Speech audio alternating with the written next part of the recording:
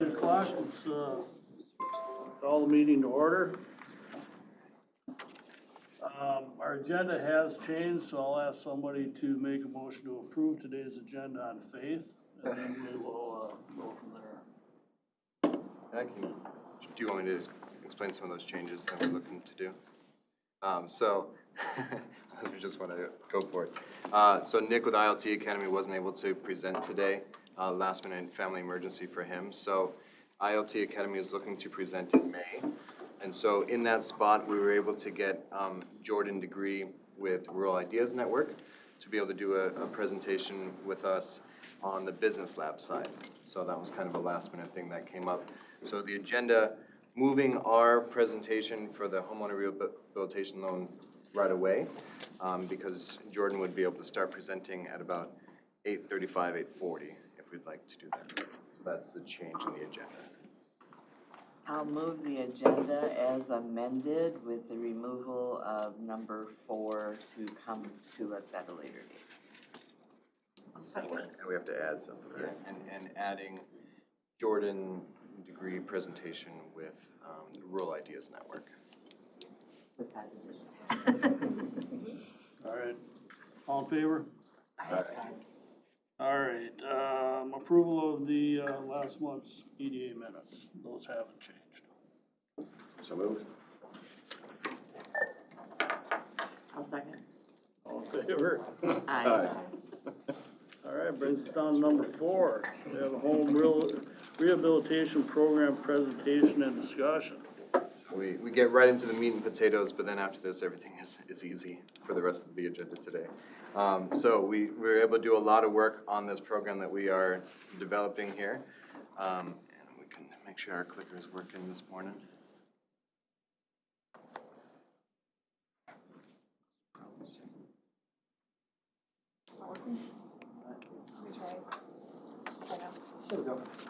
So we did want to bring it back to the housing study, making sure that we're aligned with what the findings from the housing study are, and then doing a SWOT of the fix-up programs to really show what the fix-up programs can do and where we're coming in with this program. And then going over the outline of the program and then an actual application for what the homeowners would be going through. And then looking at the next steps, whether that's outright approval or seeing where we need to keep modifying the program. So from the housing study, we're looking at our homeowner side. So out of all of our households in the county, the housing study was reporting that 83% are homeowner occupied. So that is by far the majority of our housing stock throughout the county. And looking at the age of our homeowner housing stock, 60% is older than 2000. So at this point, that's over 25 years old. When we're looking at HVAC systems, when we're looking at roofing, that becomes significant. So we do have a slowly aging housing stock there. And then continuing on the study side, so we have 18.5% of our homeowner occupied households that are cost burdened. So that's paying more than 30% of their income to their mortgages. And then we did bring up there from our special population, there are 3,900 individuals with ambulatory disabilities. And that becomes important because our program can also help with the accessibility side of the house. And when we are talking about our housing stock, when we are buying and selling the housing stock we have, our study is saying that it is appealing to our entry-level and first-time home buyers. And these are the home buyers that are using the low down payment plans the most. And so they're coming into these houses with very little equity in the house and inheriting all these problems that the houses do have. And so the housing study itself actually recommended very similar to what we're doing. In one of their recommendations, they said that one way that we can look at this is to create a program that's kind of a last financing option where you are looking into using property taxes to help pay for some of these rehabilitation loans that people would have to take on to fix up the housing stock. So that's really where we're tying it in back into the housing study. We are really focusing on the homeowners we have right now. The fact that our housing stock is aging out, especially when we're looking at the systems, the HVAC systems, the roofings, some of the systems in the house. And that when people are purchasing this existing housing stock, it is often our first-time home buyers, and they are often using these programs to come in at very low equity and not being able to qualify for some of the Minnesota Housing Fix-Up Program. So the Fix-Up Program, again, is a very broad program that touches on a lot of areas. It has a lot of strengths, so it does fall into 3 categories that our homeowners can apply for. General fix-up, so really they can do anything from a new roof, a new deck, to a complete kitchen remodel, bathroom remodel. They can even build up an ADU through it. And then there's a whole section for energy efficiency, which is a program that actually drops the interest rate of the program. And there's a whole accessibility section. So if you need to widen the doorways or do chair lifts. It's a pretty easy program to apply for. And really, we like all those strengths because we want our homeowners to apply for that program first. Our program would come in after they apply for that. Looking at the weaknesses of the Fix-Up Fund as it stands right now, when we're talking about our homeowners that have very little equity in their home, they would only be able to qualify for the unsecured loans. And those unsecured loans tap out at $30,000. So if we're looking at a homeowner that has multiple failing systems or multiple projects they want to take on, that $30,000 wouldn't get them there. So they would be higher than what they'd be able to pull out there. And also for the unsecured loans, they have to have a credit score of 680 or more for that side. And we have seen, as far as the threats category, we have seen some of these programs get a little bit shaken by funding and lack thereof. The energy efficiency side got frozen for about a month or 2. It's back on, but so we then tag on to the end. So what we want the homeowners to do is still apply for the Fix-Up Fund and use that fund first. So, and either they are accepted for the Fix-Up Fund for the unsecured loan side of up to $30,000, or if they're denied just for a low credit score going down to about 600, then they could apply to us directly. So we want to be able to help out those homeowners that may not have the best credit score. Again, because we're doing this as a special assessment, we can take on that risk in a way that the Fix-Up Fund wouldn't be able to. So, and for us, we would only want to focus on the projects that either increase the energy efficiency side, so all the energy efficiency projects that the Fix-Up Fund does, or improves the safety of soundness of failing systems. And our next slide actually gets into what some of these categories look like. Or our accessibility projects. So we're not funding someone's new kitchen remodel just for the fun of it. It either has to be a failing system, an energy efficiency upgrade, or an accessibility project. And our loans could cap at $20,000 with an interest rate of 3.5%. And we get that 3.5% interest rate. That's the lowest interest rate that the Fix-Up funds go down to for the energy efficiency, so we can match that interest rate of 3.5%. Looking at the project types, these are the range of projects that people could apply for our funds after they apply for the Fix-Up Fund. So that energy efficiency projects, that is the direct list from the Fix-Up Fund's energy efficiency projects, with the exception of solar projects. So it's everything energy efficiency. The middle category is our safety and soundness. So the systems that we want individuals to repair and have safe in their homes. And we can always add or look at different projects to either add or remove from that list. And then accessibility projects too. So again, we do want this program to have that accessibility angle where if we do have new homeowners and maybe they have a tragic accident and now they're in a wheelchair, or they are potentially a homeowner that needs some of these accessibility projects and wouldn't be able to fund it otherwise, we'd be able to do that through this program as well. So, any questions at this point? I feel like I'm going through pretty quick. Okay. So next slide, we tried to break down what this would actually look like. So if we have a homeowner, and they have a rehab project that falls into all of our categories, and they get a bid for $65,000, then they will first apply for the Minnesota Fix-Up Fund. Because they don't have a lot of equity in their home yet, they'd only qualify for the unsecured loan side. And so let's say on that left-hand category, they get approved for the fix-up funds and they get $30,000 through the fix-up funds. They still have that remaining amount of their project that's unfunded. So then they can apply for our program. Part of our application process is seeing their application for the fix-up fund, which will help us to verify their credit score as well, because as part of the fix-up fund, they run a credit check. We review that application, making sure that they meet our guidelines, and as long as they do, and they get our approval, then they can get that $6,500 remaining loan from us to fund the remaining part of their project. And let's say they applied for the fix-up fund, but they didn't have a credit score of 680. They were 650.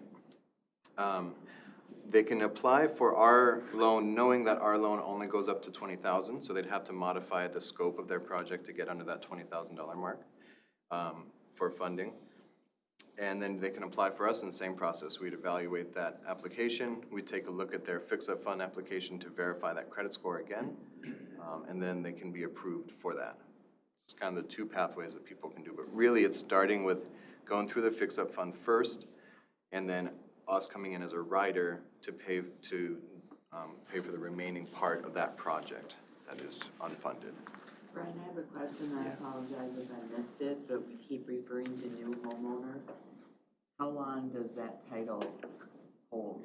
And thank you, that's an important point too. It doesn't have to just be our new homeowners. It's really for homeowners that have 10% or less of equity in the home.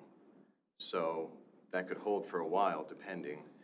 It's really our homeowners that could only qualify for that unsecured side of the fix-up funds. So do we want to keep referring to this as new homeowner? No, it can be a little bit more expensive than that. I don't know a good phrase to catch the low equity. Is that a requirement? They can only have 10% or less equity? If they can, when they apply for the fix-up funds, if they can qualify for the secured loans, they can get up to $60,000 or $70,000, which is going to cover a majority of the projects. Oh. So it's catching those that only would qualify for the unsecured loan side. I guess a follow-up to that then, does the fix-up fund, does that help cover accessibility projects? It does. Okay. And do you have to be homesteading the property? You do for the fix-up fund, and I think you also have to for ours as well.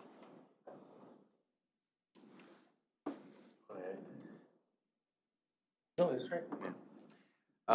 And we have talked about, sellers going to the market and having failing systems and maybe using this program too for being able to do that.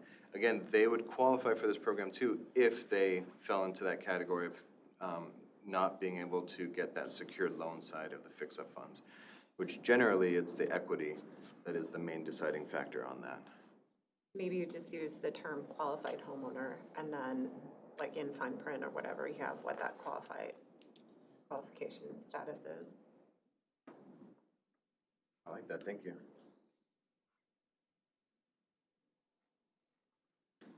On our next two slides here, we just have what our requirements would be for ours. So again, this is very much modeling off of the septic system application, but modifying it for what fits for ours. So we would want to list all the property owners on the application. It must be the primary resident of the applicant. And again, that equity piece. And their qualifying household income would need to be less than $128,000. This goes back to there's two different area median incomes that we're looking at. We're looking at the state median income because we have applied for those state matching funds. And if we get those state matching funds for our trust fund, we're gonna be limited to the state median income and up to 115% of that state median income, which is that 128,000 number. Our area median income is actually higher than that. And so if we end up not earning those matching funds from the state, we could actually raise this up to about 145,000 because our area median income is higher than the state average. So, but right now we put it at the lower amount because it's always easier to raise the income than go back through and lower it. Again, the credit score, and again, we check their credit score through their application to the Fix-Up Fund because Fix-Up Fund basically does the work of checking that credit score for us. Obviously providing current mortgage statement and proof that they are current on their taxes and mortgage and insurance. And yeah, this is basically already repeating what we said. We would want to have a minimum of at least 2 contractor bids, just to make sure that we are getting a competitive bid there. And if approved, really the only fees that would come along would be the permit fees they need for the project anyway, and then the $46 lien recording fee and $46 satisfaction of lien recording fee. That's it. So it's a pretty cost-effective program for the homeowners. What do we have in place if a loan would go bad? So it looks like Dan's gonna. I was just saying it's a special assessment. Okay, So so it goes it with the stays loan. on it, no matter who is if they end up selling it. It becomes a they have lien to on the make property. it up. Okay, perfect, thank you. Which is a good segue to the actual application side. I did print out, I'll pass out a copy to everybody, our draft application. But part of that draft application is we removed any language that would say that if they're selling the house and they still have special assessments on the house, we removed the language that says that they have to come current on that. So there might be some negotiating power between the buyer and the seller that if the buyer wants to assume that debt and they're okay with that, then they would assume that debt when they take over the house. So we want to not limit people from being able to sell their houses. And have we ran that by the assessor's office, if that would be something that, because I'm under the impression you can't sell an encumbered property. It's always negotiable in a purchase agreement. It is. Okay. Either the seller pays or buyer assumes.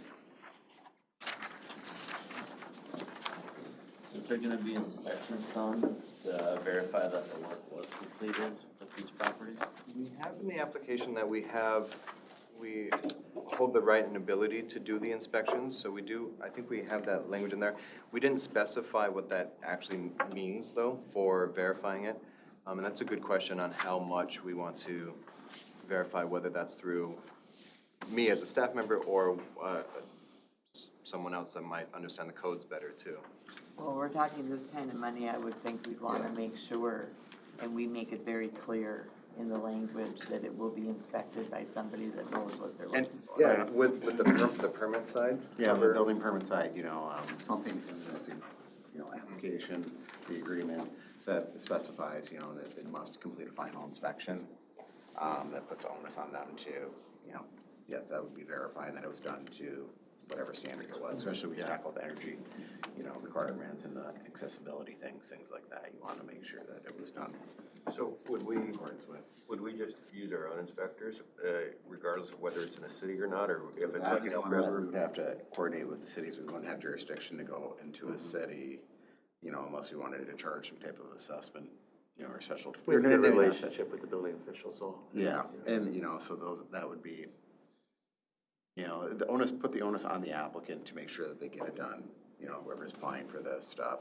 And it's coordination between those. A lot of cities subcontract, so making sure that they understand, you have to get this final inspection done. How does Minnesota Housing take care of making sure that they don't? And I think all of the projects that we're talking about here would require a permit. If there are projects that don't require the permit, that's where we'd really need to figure out how we're going to enforce that side. But I think most of these are pretty big. We're talking about switching out a failing system or complete upgrade. So those are gonna generally trigger permits. Will the funds, will they be dispersed right to the homeowner, or will we be paying the contractor? We have it written in that it would go to the contractor, so we would need to see that final statement, and that would go directly to the contractor, not the homeowner. That has worked well with the septics, you know, those contractors, they like the fact that they get paid in, you know, in whole. And yeah, that probably would definitely clean up the final inspections, because sometimes final inspections don't always occur, furnace, electrical, you know, some of those different things, so that would definitely. But the homeowner can do the work themselves if in So certain circumstances, you know, if it's just a, you know, if it's not HVAC, maybe it's a roof, maybe they do it themselves. I think that we took out the language for DIY projects, that it has to be through a contractor. Okay. Now, if the homeowner is a contractor that can pull their own permits, I think that we would allow it. Or a But- license, we have to be licensed. That's what I wondered about, if the work has to be done by a licensed contractor. We do have, I think we have licensed contractor in there. Licensed, assured, bonded. Make sure all that important verbiage is in there. Got a question on the 10% equity. What's the formula? Like, how will a property owner know if they have less than 10% equity in their property? I'd say just use the mortgage balance statement that they're providing us in tax statement, tax assessed value. There's really no need to go get a broker's price opinion appraisal or anything like that. I mean, make it as simple as possible. And how are we gonna handle most contractors that, I've dealt with, they want 50%, they want half before they start. Cause they've got to order materials, they've gotta carry some costs, and then the rest upon completion. So how would we handle that if we're looking at not paying until they present the final? Probably need to modify that, 'cause I agree, I don't know that we'd be able to get them to float, the contractors aren't gonna float the. Not if you're doing aren't gonna windows float and the all. project. You're doing windows and stuff like that. So you just do it as, you do it as two releases. You do an initial release, on contract signing, and then a second release, on final. Completion of inspection. On page 3, number 5, it just says the energy efficiency project must be completed by a licensed contractor. yep, thank you. It So- but it just says energy Yeah, efficiency. exactly, yeah. And that was page 5. Page 3, number 5. Okay, thank you. Yeah, we want to say all projects. And I think we'd want a lien release waiver in there as well. Does it say that? We'd have to work with the auditor on the 2 times a year payment. But you're not gonna get anybody this. No, I understand that, I just, how would we add that to the taxes? So that's something we'll have to work through. For which one? How about A special two assessment. releases? Yeah.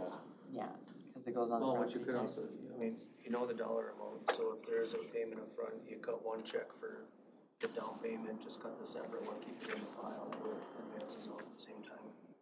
Well, couldn't you do, you just start the assessment after the second payment, unless, unless for some reason the second payment never happened. Yeah, and we added it the first. Then you have a different process, but Okay.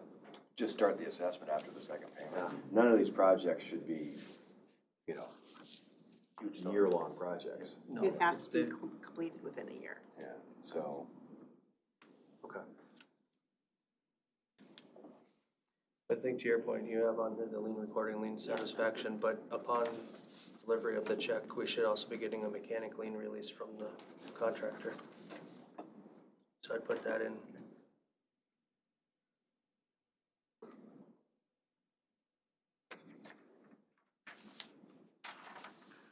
So it sounds like in general, we're at the point where it's really figuring out the nuance of the application and getting these fine details into there. So coming into the May board meeting, having the application be fully updated to reflect some of these changes.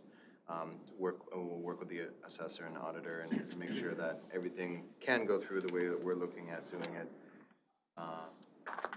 We'll have that for the May board meeting. Another checking point maybe with building departments. Yeah. To just make sure that, you know, what is in this kind of application aligns with how they expect the permit process to go. And at a 3.5% interest rate, I would hope we would get lots of people that would want to, because you sure as heck can't go to a bank and borrow anything much cheaper than that for a fix-up loan. That's out there, do the state application first, so. Yeah. Yes, The way we're yeah. doing this. And most of the fix-up fund is in this 7 to 8% interest. It's only the energy efficiency, very strict category that drops down to 3.5. So yeah, ours is a rider to that. Just a question on that equity portion. So Minnesota Housing does have a 48% DTI ratio. What happens with if we have people on fixed income that may be above that 48? But they have equity in their home, so they're not gonna qualify for the Minnesota Housing, they won't qualify for bank financing. Do we wanna also look at those types of transactions if it's a safety and soundness issue of the house? So say that again, so there. So let's say you have someone that's, DEI let's say that we have someone that's on fixed income, and their debt to income ratio is 55%. Okay. They won't qualify for bank financing, and they will not qualify for the Minnesota Housing. But they may have equity in their home. So is that something that we would also wanna take a look at? Because if we have a failing system and they can't qualify for traditional financing, this program we could use for that too. So I think we wanna be flexible on that 10% equity. Would it be beneficial to have that be added on later? Just because that whole scenario, they would do nothing with the fix-up funds. And the way this is structured now, it's very much involved, like you do the fix-up funds first, we'd have to write a whole another section on if your debt to income was above, you know, describing that scenario, which we could do. I just don't want it to be confusing to when we first roll this out. Right now, it's pretty straightforward. If we add that, it would be a little bit more convoluted. Yeah, I think there just needs to be flexibility in there, because if you have, you know, someone that's on disability or just Social Security income, and they cannot qualify for traditional financing, they cannot qualify for the Minnesota Housing, then what are their options? I mean, realistically, if they have a failing HVAC system, or say something's happened and they do need wheelchair assistance now, or they need some sort of accessibility, you know, our repayment is through the taxes. And with the way that this program's evolved, I like it, because at the end of the day, sale, refinance, you know, most people, when they refinance, the new lenders are not gonna allow special assessments to stay on the property. They're gonna force them to be paid off, because that messes with the loan values. So, you know, income is not as important in the repayment, because technically we're secured in a first lien position on all these properties, so we're well secured. So I think we need to have some flexibility that if there is someone that does have a higher debt to income ratio that may not qualify for bank financing, but they have equity in their home. I like that idea, because we are working on trying to work with keeping people in their homes as they Yeah. age. That's kind of what our. But if they're on Social Security and living paycheck, you know, month to month on that Social Security payment, you have a great big expense coming up. In the middle of the winter, your HVAC system goes out, you can't get, really their only option is to go throw it on a credit card, and we know where that goes, Or have to sell to someone. or something. Well, we've already got, so we've already got two kind of paths this goes, right? One is the Minnesota Fix-Up Fund goes first, and we're a rider to it. Second is they don't qualify based on credit score. And then, in which case, they don't get them, they don't qualify for the Minnesota, fix-up fund. But they do qualify for us. To me, that, what you're saying, this is a third caveat. What I don't know is I don't know how we phrase it, right? I don't know what the specifics are. I know what you're articulating, but I don't know how we put that on as a requirement to be able to apply, to qualify, you know what I mean? That's, I think, what we've got to think through, but I like the idea a lot. Yeah, maybe it's just if you don't qualify for the Minnesota housing. Because the only reason you're not gonna qualify for Minnesota housing on the energy efficiency, because it's unsecured, so loan to values aren't gonna matter. You're not gonna qualify because of your credit score or your debt to income. So you just say that it's, we just say if we don't qualify for the Minnesota Fix-Up Fund, you automatically qualify for this? On the first page of the application, it asks if you applied, if you were denied.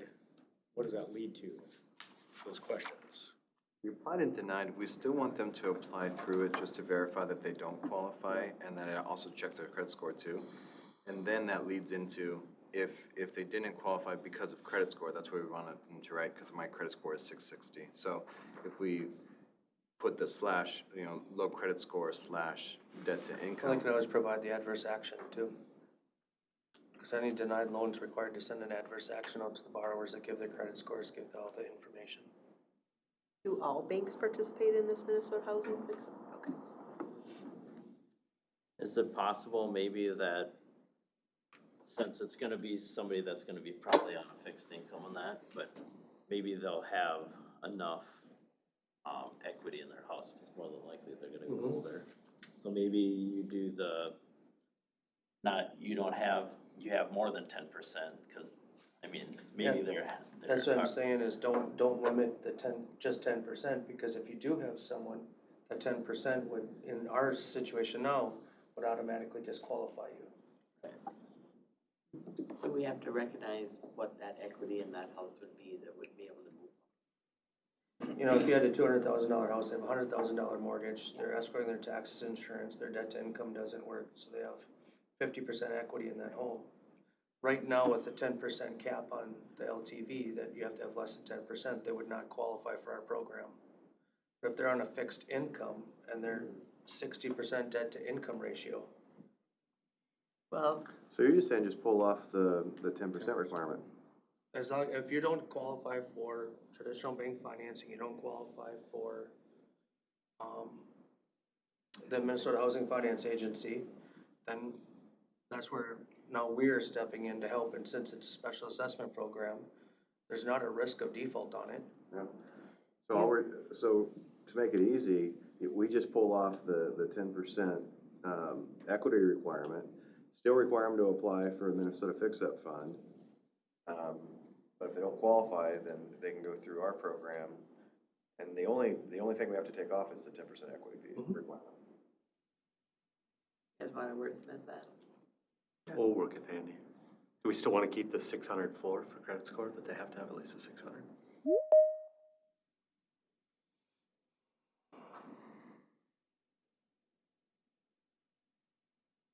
We're secured. Yeah, we're secured, so.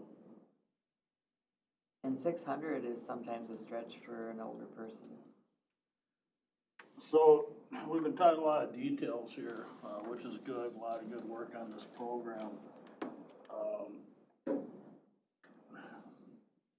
Our goal with this was to increase housing availability.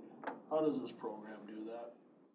How does this put more housing on the market? How does this free up the bottlenecks that we have?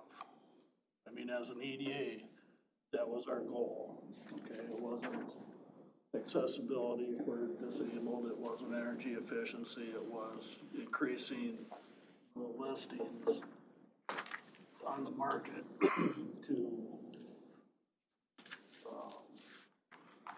increase housing availability. Well, How are we doing that? well, my view was, and because I was thinking about that same thing, if we pull off that 10% equity piece, it can still be used for fix-up work prior to a sale. So I think, in my head anyway, it still allows to get systems repaired, critical systems repaired, even if they're not immediately going up for a sale. It puts that housing stock in a position to be sold in the next, number of years. Doesn't require it to be sold, but I do think it puts it in a better position to be sold. And a better position for people that are applying for FHA and VA loans, because if you're updating these types of things, efficiency's sake or lead-based safety things, it makes more housing stock qualified for those types of maybe first-time home buyers, or I think it improves the quality of the housing that is going into the market, right? So therefore would eventually make more housing available.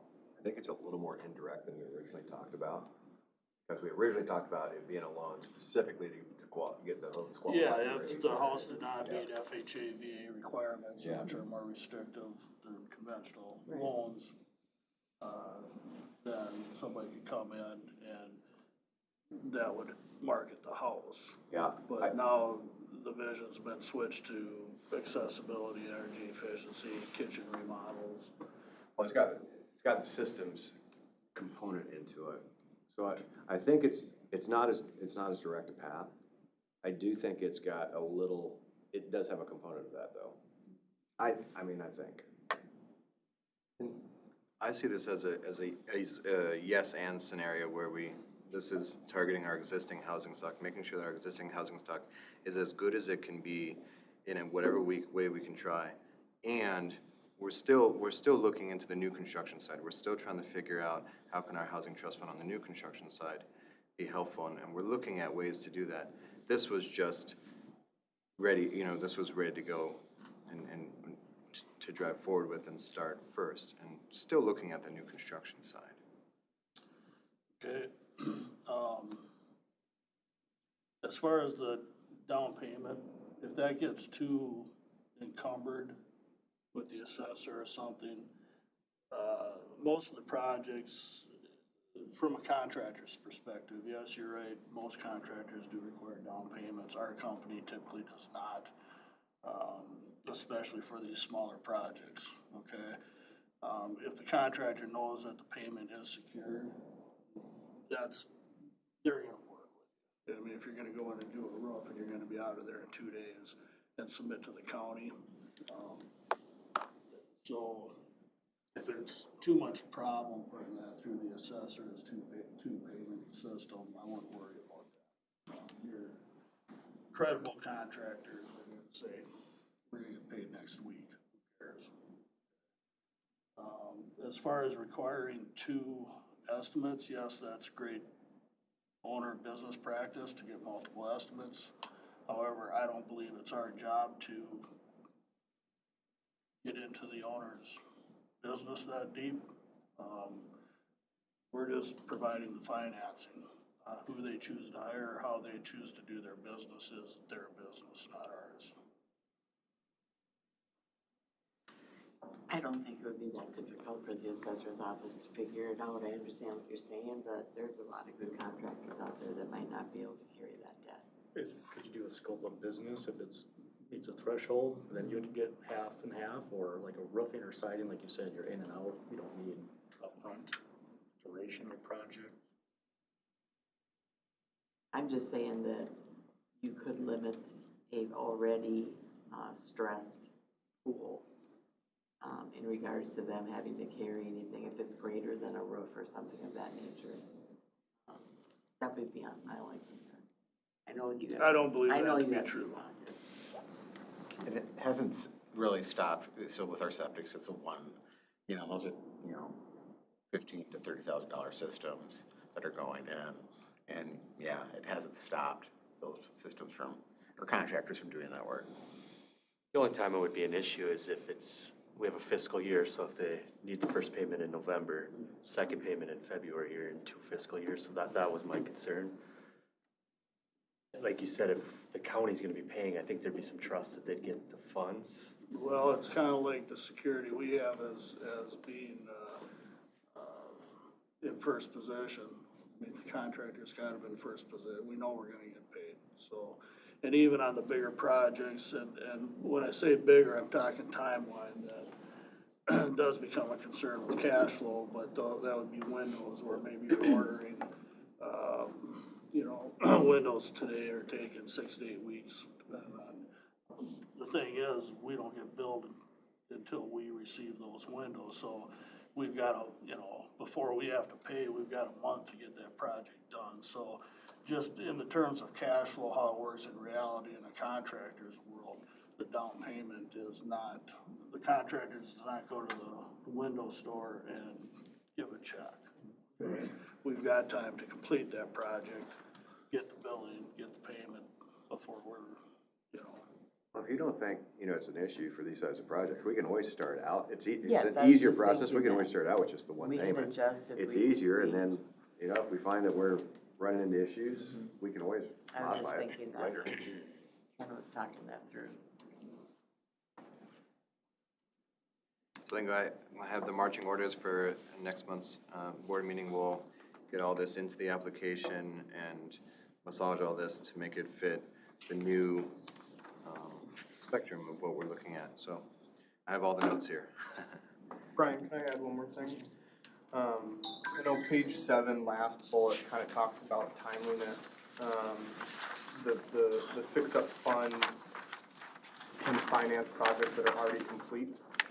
And I don't know if you want to put in language if projects can't be started, our rehab loan, the projects cannot be started, but the fix-up obviously can be complete. So I think language, either one way or another, should be included in there. There is a line, and maybe it should be bolded, there's a line in there that says that the project cannot be started before starting. All right. I guess I didn't see that then. No, and it may be worth highlighting more, but we do want to meet those same requirements. We don't want the project to have been started. DIY nightmare, Oh, that's a fair point too, yeah. higher Yeah. contract.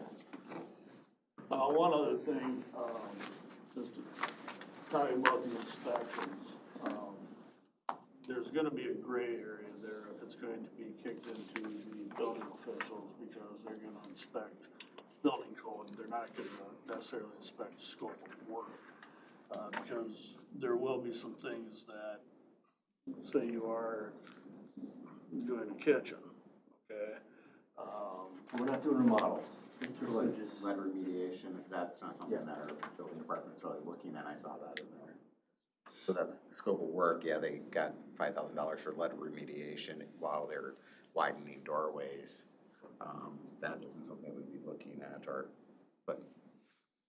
Exactly, so there are some things that are gonna be on the scope of work of the project, and kitchens was a bad example, but it was kind of easy for me to explain that we would get a permit for the plumbing, but not necessarily for anything else that's going there, so as far as protecting or seeing if the money was used for that scope of work, we're not gonna be able to fully do that through building departments, if that's a concern.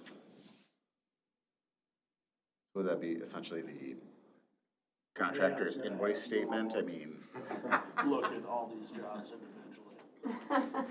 Well, I was just curious too, because when you point that out, some of this is to get it to qualify for an FHA loan or possible, what would they look at? You'd hate to put that kind of money into something that have FHA come out and say, this doesn't meet our standards. Just, what do they use? I don't know if we can be that specific into the program to work. But I'm for just saying, to FHA. your point of what would we be looking for to say, yes, it's good to go? So, I mean, the health and safety, burden will be taken over through, you know, permitting and inspections, but there may be other things that, will not be checked off the list. Whether that's important or not, I don't. And I don't know either. So we'll take a shot at this. If you're okay, we'll also have our attorney review it for the next meeting. And so just we're keeping it moving. Okay. Anything else? All right, are we on to number 5? we're on to, the presentation of Jordan here. Jordan, are you able to hear us at this point? I can. I had a little bit of a glitch with my camera, I think. Yeah, it's trying to connect to my phone, so let me disconnect that and see if anything works. But yeah, there we are. Hi, everyone. How's it going? And Jordan, it looks like we'd have a few minutes before 9, so if you want to keep an eye on that time, and we have room for questions at the end, and then at 9 we'll probably move into the next thing here.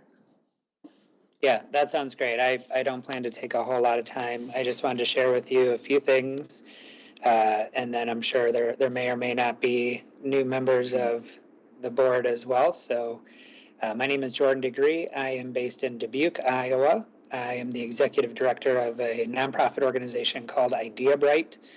Idea Bright has several major initiatives. One is that we run creative play centers for kids and families in eastern Iowa. 2 is that we run a network of co-working spaces in eastern Iowa for entrepreneurs and businesses. We provide space, we provide business support programming, and we provide innovation services for existing business owners. And then the third thing we do is the Rural Ideas Network, which is a national network that supports rural entrepreneurs across the country through a variety of ways. One of the ways we do that is through partnering with organizations like Sherburne County EDA through our agency membership. Our agency membership allows Sherburne County EDA to access a whole suite of services, some of which are directed at helping your organization be a high-performance organization, others of which are aimed at helping your local businesses be high-performance businesses. And so I'm just going to roll through kind of the impact that we've seen over the years since we began our partnership in October of 2020. And I'm going to roll through the services that we power on your behalf for business owners in Sherburne County. And then I'm going to open it up to any questions you might have. As an aside, in addition to my work as executive director of Idea Bright, I also own 45,000 square feet of commercial mixed-use property. I manage that property myself. That includes office, retail, education space, short-term rental spaces. So that's kind of, I wouldn't say my day job because my work as executive director takes up most of my time, but that's also an aspect of who I am and what I do. So I have entrepreneurial experience myself as well. All right, I'm going to share a data report. So this data report is, well, let me share actually first the Sherburne County EDA Business Lab so that you can get maybe.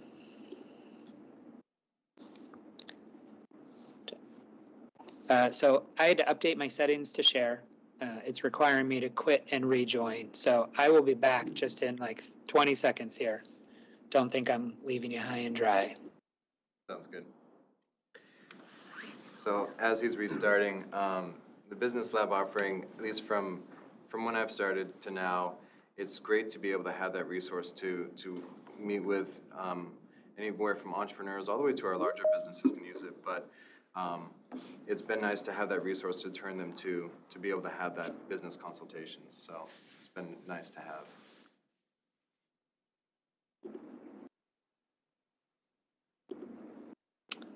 Okay.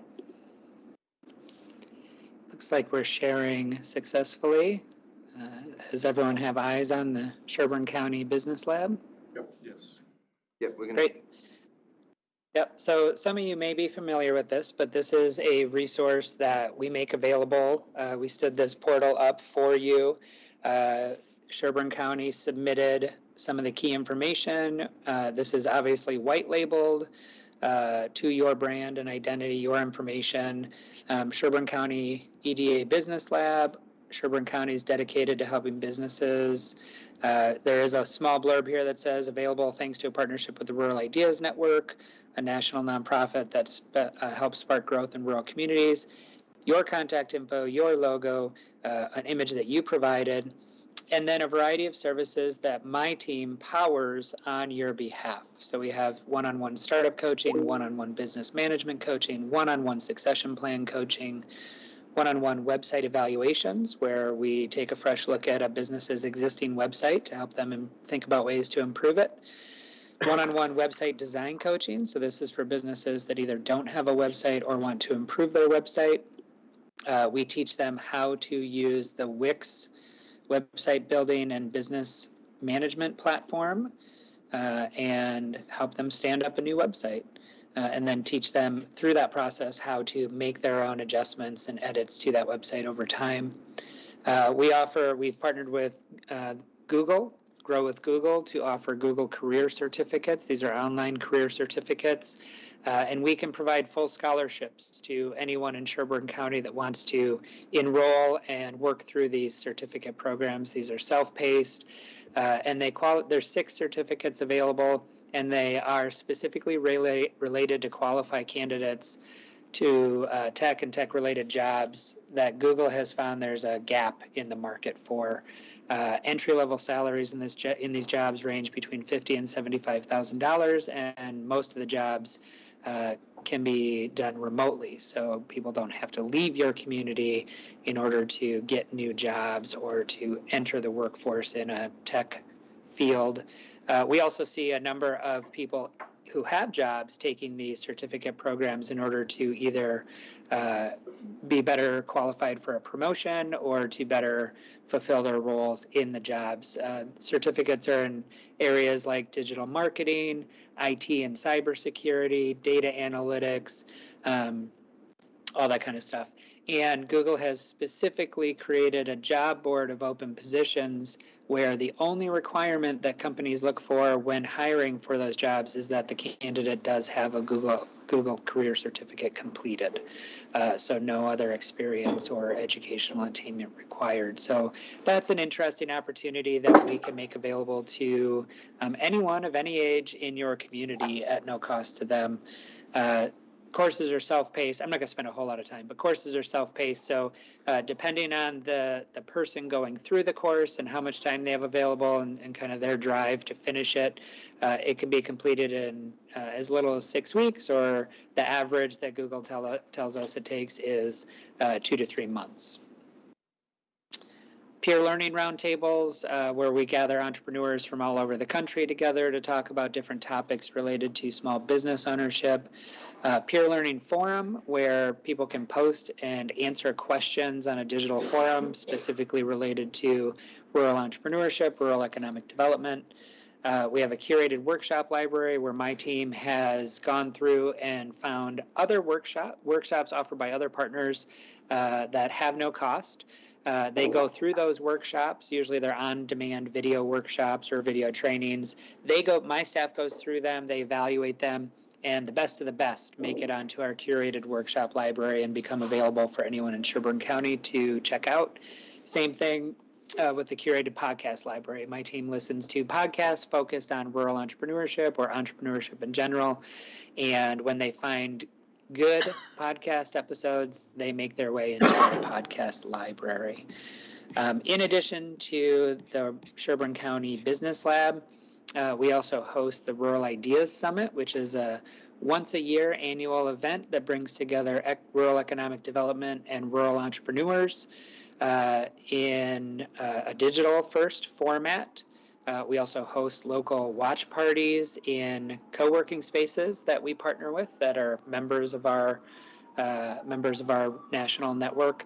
And we held the first ever Rural Ideas Summit last fall. We got a lot of great feedback. We had about 250 participants. We had 16 different sessions throughout the day, including peer discussion sessions, panel discussions, expert-led presentations, and the feedback from that was tremendously positive. So we're going to be doing that again as an agency membership. You guys get some free tickets to that. I hope that members of the board will consider participating in this year's Rural Ideas Summit and attending that.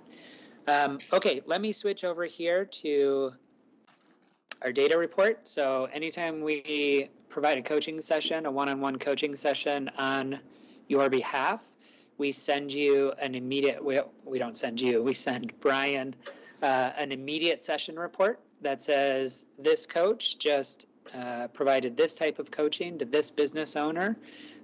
We provide the business owner's email address, their business name, and then we also provide some feedback from that business owner about the session and some feedback from the coach brief. The goal there is that we want, we're powering these services on your behalf, but really it's your relationship with the entrepreneur that we're trying to grow. And so this gives you the opportunity to reach out, check in, connect with that entrepreneur to provide wraparound services. I know, we provide coaching to help them launch or grow a business, but I know that your organization provides a lot of other services, site identification, probably some funding opportunities, or maybe a revolving loan fund. Our partners have all sorts of different assets that they can provide to business owners to help them reach their goals faster and more efficiently. So in addition to our coaching, we want to make sure that you're aware of that business owner's progress so that as they start to look for a new employee or a larger site or maybe their first brick and mortar, you guys can reach out and help them accomplish that faster and more efficiently as well. So since 2020, we've coached 98 different businesses on your behalf. We've provided 198 total sessions. We've helped create 40 jobs. That's a self-reported number. So every time we provide a coaching session, at the end of the session, we kind of roll through and ask a variety of questions. One of those questions is, since your last coaching session, have you added or lost any employees, new positions, or eliminated positions? And so if they eliminate a position, we put in a negative number. If there's no change, we put in a 0. And if they've created a new position, we put in a positive number, depending on how many positions they tell us. We don't distinguish between part-time and full-time, but this number of 40 jobs created, that's a net positive 40 jobs that businesses that we've coached have created since 2020. So we're pretty proud of that number. I think that speaks a lot to the quality of our service. However, we also have other data points here. And this report, by the way, is available anytime you want it. It's pretty easy for us to generate. And we break it down by sessions by the type of service. So you can see there 54% of the services we provided are startup coaching. 36, almost 37% are business management coaching. The next largest chunk there is this orange chunk. That's website design coaching, website evaluations, and then business survival coaching was something that was the first thing that we offered with you guys during the pandemic, just to help businesses think about cash flow and solvency and viability through a very uncertain time period. Sessions by type. 48% of the sessions that we've offered are first sessions, 52% are follow-up sessions. Business growth, we asked business owners, since you started coaching with us, has your business experienced negative change, negative growth, no change, or positive growth? 84% of the businesses we've worked with on your behalf report positive growth, with the remainder signifying no change. Business type. The vast majority, almost just over 50%, are LLCs or LLPs, so some sort of partnership entity. 17% are sole proprietorships, and just under 15% are some sort of corporation, either S or C. And then you can see here how old the businesses are. 35% about are established businesses. 24% are at the idea or concept stage. 16% are close to launch, and then kind of split between just launched within the last year or established but introducing a new service or product line that they want help with. And then a really good breakdown here, really good diversity of industries. You can see the largest industry here that we service on your behalf is human services. The second largest would be other services, so that's construction, maintenance, things like that. 13% here, tech and creative services, and then a kind of a breakdown between professional services, agriculture, retail would be kind of like the next largest, with manufacturing kind of following that. So I just wanted to provide that breakdown. I am going to stop sharing at this point, and I want to open it up for questions. Okay, thank you. Any questions, comments? Like we have none. Must have been a All right. fantastic presentation. Thank you.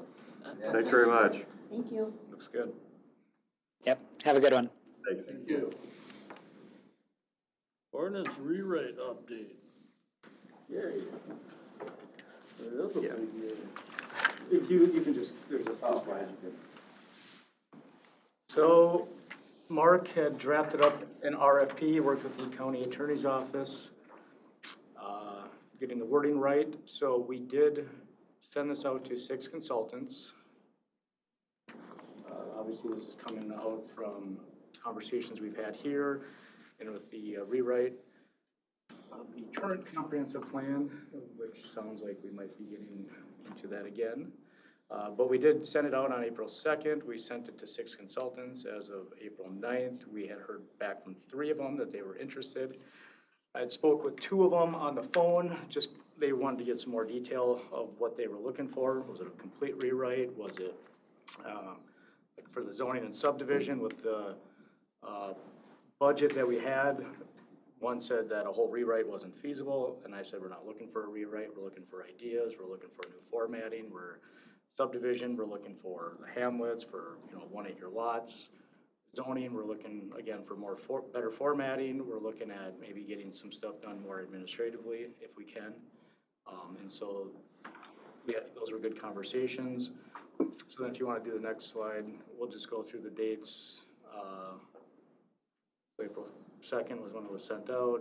Again, questions are due by tomorrow, but we haven't gotten any questions written. They were just, again, communication on the phone with a couple of them.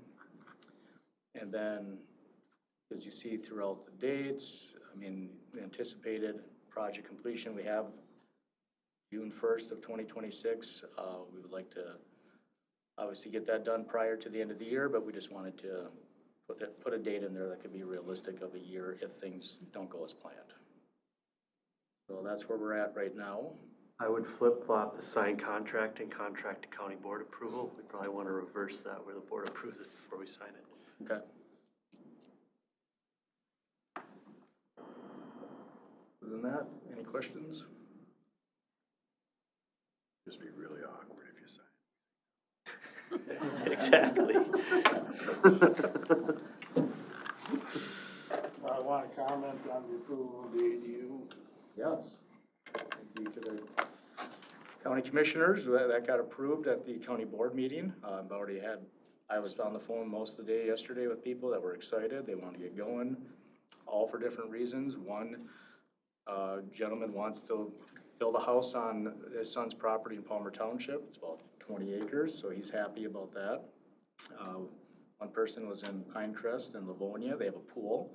They wanted to do an accessory building out back, and they wanted to put a full kitchen and bedrooms and bathrooms. When he initially called us a year ago, we said you couldn't do that. So then he actually called a follow-up and talked to our building official, Doug Moschler, and he told him what was happening. So he was excited. For his reason was, when his kid comes home from college, other than having a pool house where they can go clean off, when his kid comes home for college in the summer, he wants to stay there in that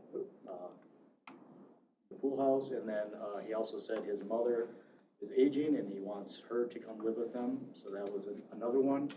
And then another example was just somebody that built a small house at the time, and they built their main house, and he was going to have to remove all of his fixtures out of the house, because you couldn't have 2 dwellings, but now he doesn't have to remove any, and he's going to use it for either a guest house, for when people come and visit, he has family out of state, or office, so.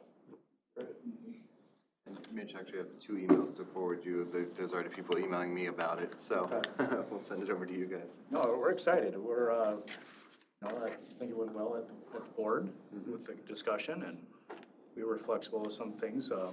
Relative homestead, I guess we found out there's well over 200 properties in the county that are relative homestead that would fit under our jurisdiction, so that was over 200, and that maybe not have been able to, so. Yeah, we're excited, we're really excited. It's just, we've gotten call, I've been here 8 years, and I can't tell you the amount of calls I've gotten for people that wanted to do these that we just had to say, no, you can't. So it feels good to say yes. I like to say yes when it's your property. And Mitch, for our residents, what would be the easiest way for them to take a look at the actual ordinance and start reading through the requirements? So, let's go ahead, Mark. Yeah, it won't get recorded until, probably a couple of weeks, and once that's up, it'll be just in a provision in section 17 of our ordinance. 17, okay. And we want to get an article on the Spring Educator, that this is something, I think word of mouth alone is gonna be. I think we also ought to send it out on the Facebook page. Yeah. Once you've got the, once you've got the write-up That's a done. good idea. Yeah, I would send that out on the Facebook page, just, Yeah. Well, it's funny, because there's a lady that came in, was that a couple years ago, and she wanted to do an ADU. It was just a simple little, like, extra one for her daughter that visits from New York, and like, well, can't, so she basically built a little, it's gonna be an ADU. But I'm like, yeah, and I'm like, all of a sudden I'm like, how do I find her? It's like, How do we let her know? how do we let her know she can do this now. do this now? Yeah. So, I'm excited, yeah. I mean, it's, to hear the excitement, and the guy that's gonna build on his son's property in Palmer was just, like, he made my day. I mean, probably more than that, but he was so excited, so.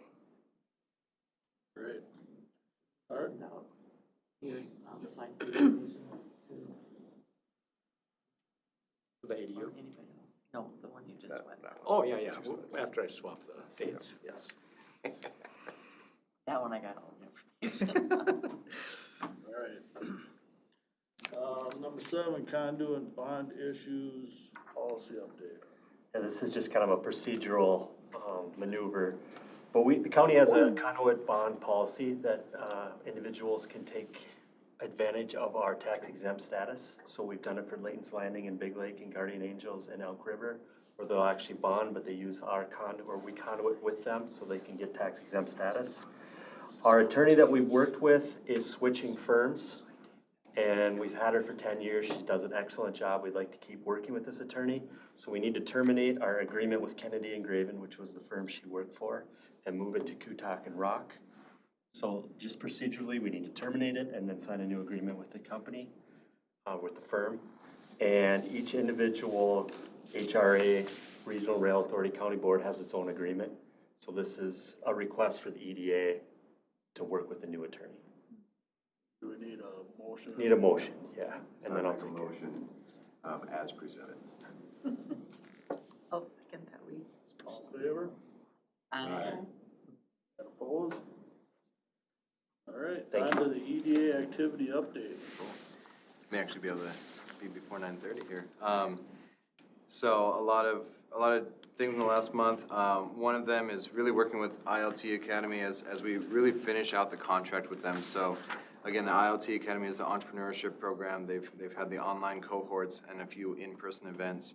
We did just wrap up one event called the 0 to 1 event, which was pitched toward both high school students and people that have gone through the program, as well as other community members. That went really well in March there. And that ILT Academy, our contract with them is running out through the grant. So their next cohort here that's starting up the 10-week entrepreneurship program will be the last cohort that we have funded through the grant. And then after that, that's it at that point. So we are trying to figure that out with them. But on the housing side, obviously, working through this whole packet here, we are digging into other offerings that Minnesota Housing has. Again, looking toward that new construction side, so we will have some conversations here and see if we fit into categories for the new construction. So hopefully more to come on that in the next board meeting. We did finish all the paperwork side of the reporting the abatements and the revolving loan projects to the state, so we're good with the state there. On the childcare side, it didn't actually make this update because I just got the email back from Mitch this morning, Mitch and HHS. But we have The county already has a really good GIS map of all of our family childcare providers. And you can click on the dot and it shows you the provider's name, it gives their contact information. It's a really beautiful map that's kind of being underutilized. So my goal would be to figure out a way to work with HHS on how can we update that map to also show availability. And there's a few different ways we can do that, and I'm working with them to kind of brainstorm some of the different ways to also have that map show availability. And I think after we get through the initial ramp up of seeing which providers would like to participate in that, updating that information is always the hard part, so figuring out best ways to update that. But then we'd actually have a map for our family child care providers that shows near to real-time availability. So I'm working with HHS on that just to help our families out to find childcare. It's like for our GIS mapping, they do amazing. Yeah. For our or for the rewrite of the zoning ordinance, we're like, we don't need your help with mapping, we have our own people, so. Yeah, it's incredible. I gave him a call and he's like, yep, that'd be easy enough to do. I know, it's Fantastic, yeah. I've yet to ask them for something they can't do. Yeah. So it's a good resource we have in-house already, so we're hoping that actually works out. How do we do a better job of promoting that GIS ability? I think Facebook would be a good opportunity. I'd like to see us utilize our Facebook more than what we do. And I see a lot of what comes out of Wright County. I would like us to model that because there's that helps put us in a position that we are not always bad. There's good things, we have opportunity to give you good information. The only thing I'd be concerned about is trying to put in real-time availability.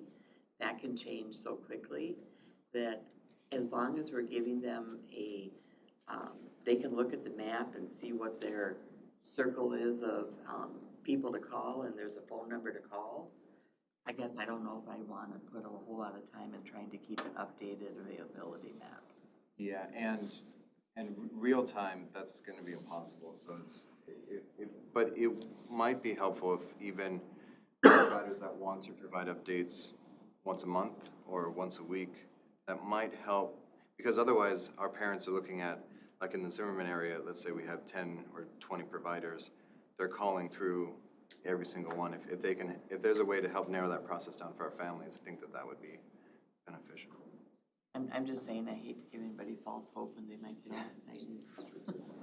But you're right about if we did get something like this, and even getting this information out more, and that's one thing I'm looking to do more of is more community events and more collaborations within the childcare side to how do we actually get to our families, maybe working with our businesses to be able to put these flyers out for our families, maybe finding different ways to get to our families, so absolutely.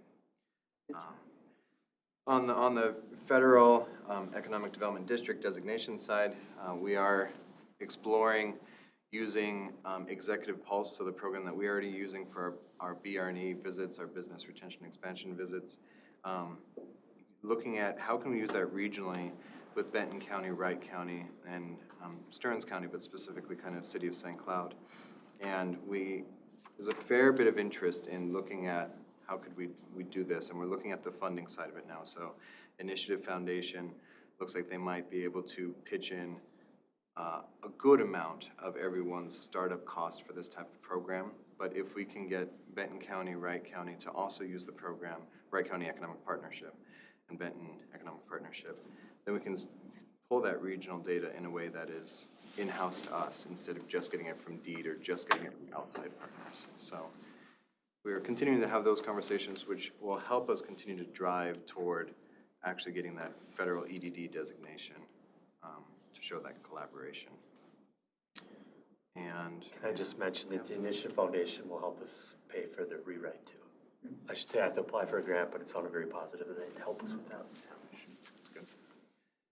And that's pretty much it. So, and continuing to get the word out, working with all the different businesses and Chamber of Commerce's, and was able to go up with the chamber, the Big Lake Chamber, up to the Capitol and meet up with Senator Matthews. And actually he was at a different Princeton event that I went to. So getting to know our state representatives better in this role, I think is important. So I'm trying to push that further too. Quick question, and I probably should know this, but we do not have Stearns County on the 7W regional partners, we're not regional partners with them? Yeah, no, so we are, when we're looking at that BRNE software specifically, Stearns County doesn't have an economic development person that would want to take that on. So when looking at just that software, we looked at City of St. Cloud and also the Greater St. Cloud Development Corporation. They were kind of interested, but they have their own program right now, so. But no, the EDD is very much the 4 counties. Yeah. All right, any other questions for Brian? Hearing none, I entertain that final motion. Motion to adjourn. All in favor? Aye. Great meeting, thanks, everybody. Good. And call Jordan. Yeah, actually,